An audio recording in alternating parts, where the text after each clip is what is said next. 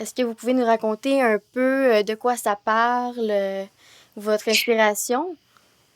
Oui, alors c'est le quatrième livre que j'ai publié. J'aime écrire des histoires pour les enfants. Je suis enseignante et je travaille avec des enfants et des enfants de 6-12 ans. Et du coup, j'ai toujours aimé raconter des histoires. Et donc, La Source Tarie est la quatrième histoire après La Terre qui émettant la neige. Une histoire qui se passe dans les montagnes suisses, Margot et les secrets de la nature. Et la troisième histoire se passe en Grèce, La petite fille aux yeux de lune. Et voilà, le quatrième se passe en Kabylie. Ok, super. Donc, dans le fond, est-ce que c'est tout sur des voyages que vous avez faits?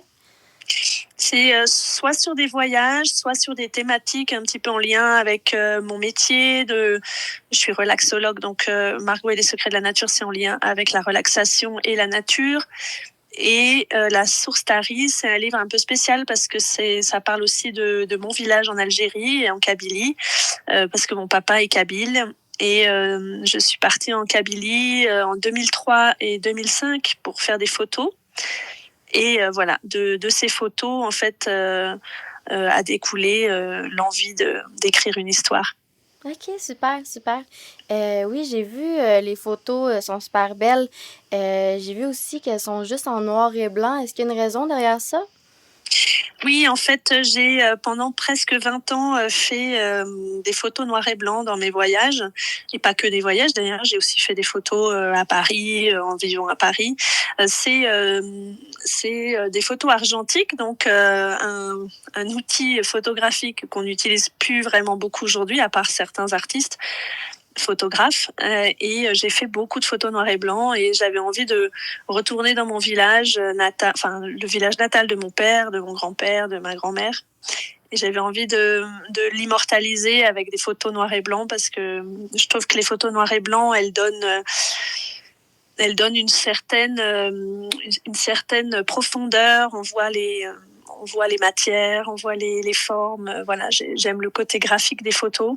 Mhm. Et le noir et blanc, je trouve qu'il apporte quelque chose de spécial. Oui, oui. Et d'intemporel aussi. Oui. On vient se concentrer plus sur les formes que les couleurs. On est moins Ouais. distrait, oui.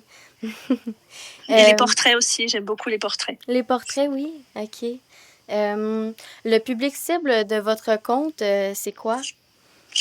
Alors, en fait, comme j'aime raconter des histoires principalement pour les enfants, j'ai essayé d'associer mon histoire à quelque chose en lien avec la jeunesse, mais c'est ce livre-là, enfin ce conte, peut aussi toucher des adultes, les parents qui lisent l'histoire aussi.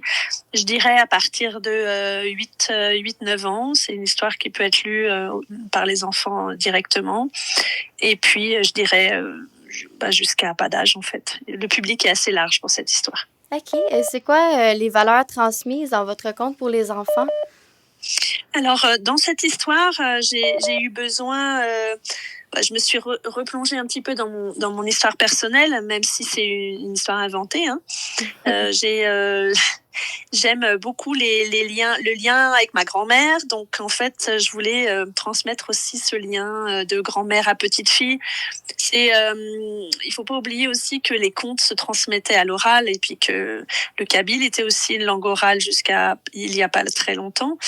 Et les histoires, les poèmes se transmettaient de génération en génération.